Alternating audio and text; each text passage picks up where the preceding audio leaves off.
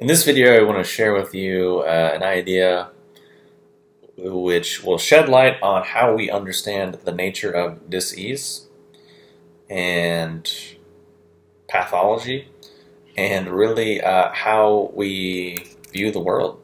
Because believe it or not, we're actually raised in society and culture in this modern world. And I don't mean East versus West versus blah blah blah. I just mean modern, because it's pretty much the same. In that it's views the world in a mechanistic, hierarchical, and very salvational way. Salvational meaning there's all this evil. We have to battle it and keep it under control, and we can't trust nature, and we have to, be saved by some external force, whether it be a religion or a guru or a pill or something. So basically, in Chinese medicine, which a lot of people, again, also put into that mindset, and actually modern Chinese medicine is also in that mindset of mechanistic and salvational and all that shit, because that's what the communists did, because they stripped it of a bunch of things and organized it, and it's also a symptom of modern people's arrogance and stupidity. To be like, oh, this system's been around for 5,000 years? Well, science has been around for less than 200, but we really know what the world is. So this mythology isn't valid until we can prove it with our instrumentation and double-blind experimentation, because we're actually way more intelligent than this 5,000-year plus tradition of culture. And they have a mythology. They make stuff up, but we don't, because we have science, and our science isn't made up. It's not a mythology, it's real. We found the real reality. So that's basically the modern world, or I'm just a fucking idiot and just sounded like a moron for like the last few minutes.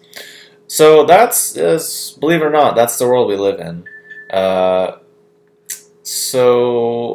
And I'm getting like a million text messages while this is happening. It's just ridiculous. So in Chinese medicine, traditionally, if we go back and actually look at some real shit, basically there's the idea of internal pathogens. Because we're raised in the world that says, oh, there's viruses, there's bacteria, there's terrorists, there's evil all around us, we have to battle it, there's nature.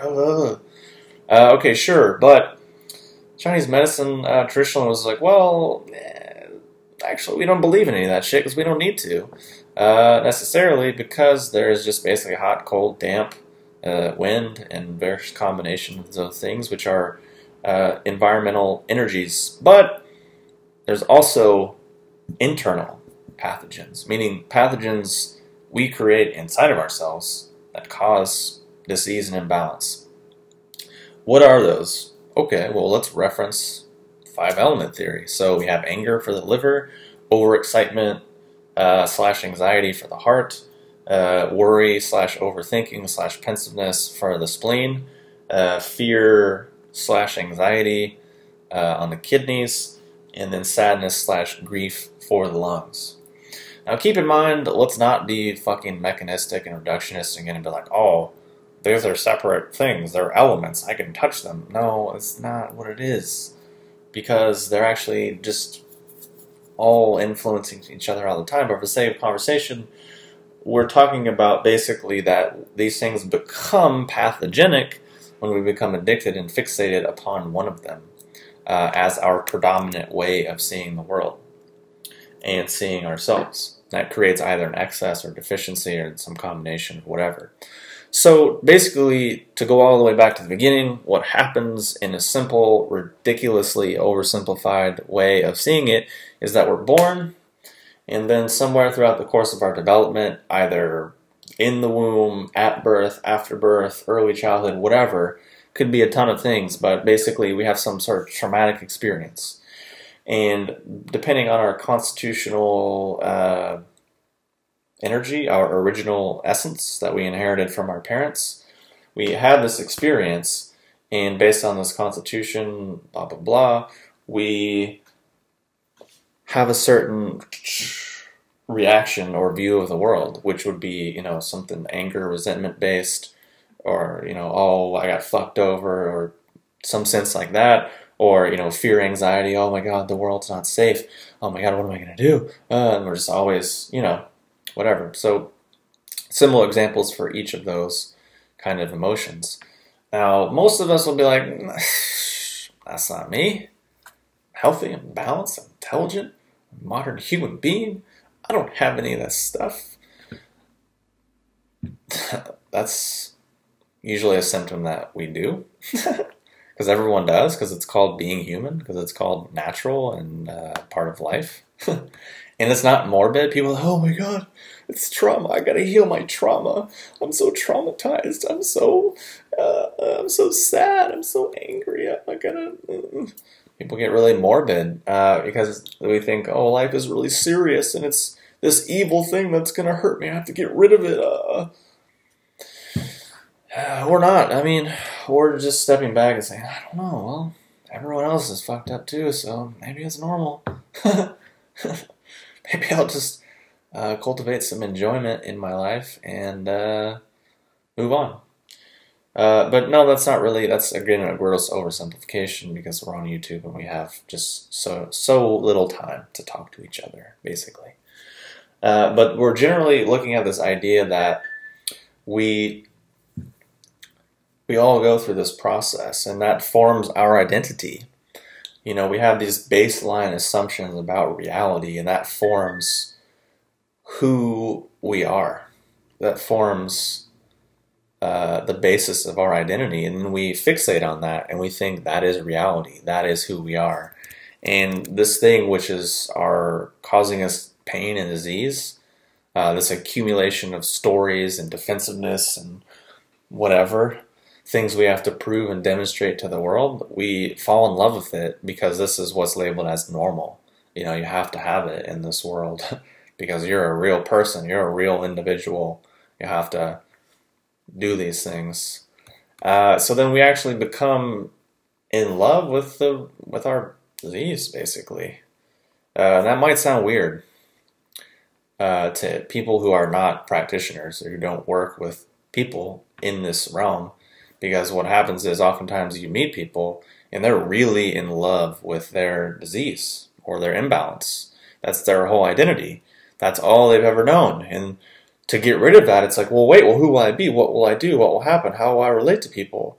Because even though this thing is negative, there's all these positive associations and comfort and security and familiarity that people have. So typically the older we get, the more it just gets ingrained and the less we really even notice it.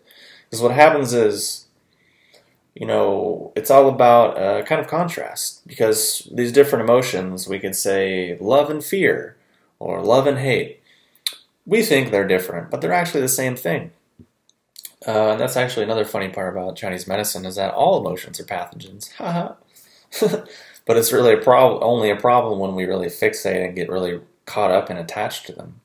Because it's natural to be a human being and have emotions and feelings because we're having them all the time to everything.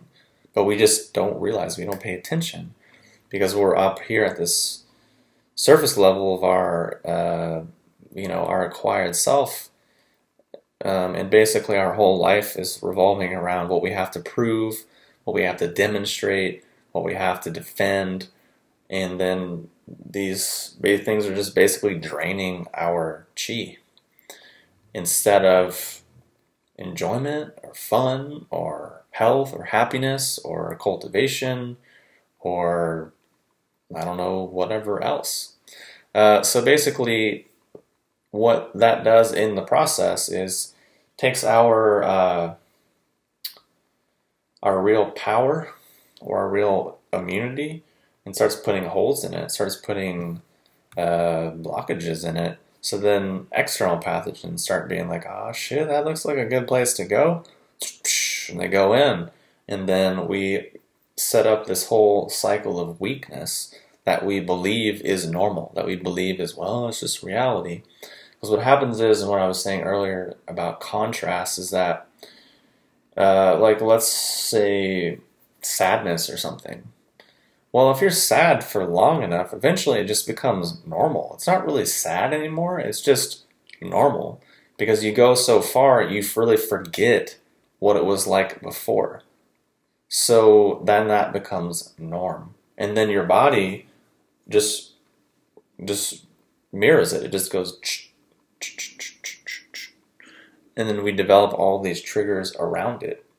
So this is where, you know, things like all kinds of movement disciplines and working with the body to basically break apart that stuff and get different triggers in the body and develop a sense of just lightness in the body can really help to break that stuff up so that we can feel more free and basically undo really the root cause of weakness in the body, which opens the door to these supposed external pathogens. But this is a really oversimplified way of looking at it, but it gives you an idea, it gives you a jumping off place of really looking at it in a way to perhaps start to break out of this joke of modern philosophy that that were sold as normal. Sort of morbid, deep, dark, depressed, salvational way of looking at the world. And I really encourage and suggest and recommend that you just start to look for and pay attention to what I'm talking about. And really what can be obvious fairly quickly is that all these things that look different end up being the same. You know, modern pharmaceutical medicine, alternative medicine, supposedly are different, but when we really start to look at what's underneath and behind in the systems underlying it, like, oh, same, salvational, hierarchical, mechanistic, dehumanized, morbid. So I think if we really want to heal, then perhaps those ways of seeing the world might not be that harmonious. Not because they're good or bad, right or wrong, but we just have to look at, well, what is my actual experience? And you can pick up an anatomy book and read it, but that has literally fuck all to do with our actual experience. And, you know, we can be like, oh, the body's like a Swiss clock. The body's neuroendocrinology. It's these systems. We're interfacing together, but it's ridiculous is what it is. Because our mind is really not that smart, to be honest. It's pretty dumb. We think we're geniuses and we're so advanced, but we're pretty dumb, to be honest. I mean, it's funny. Anyways, hopefully this random assortment of ideas and words and sounds has given you something of worth. I don't know what, if anything. But that's it. So thanks for watching. Like the video, share it, post a comment, and subscribe to my channel. And if you do, then you'll be better than everyone who doesn't. Let's put it that way. Thanks for watching, and I'll talk to you soon.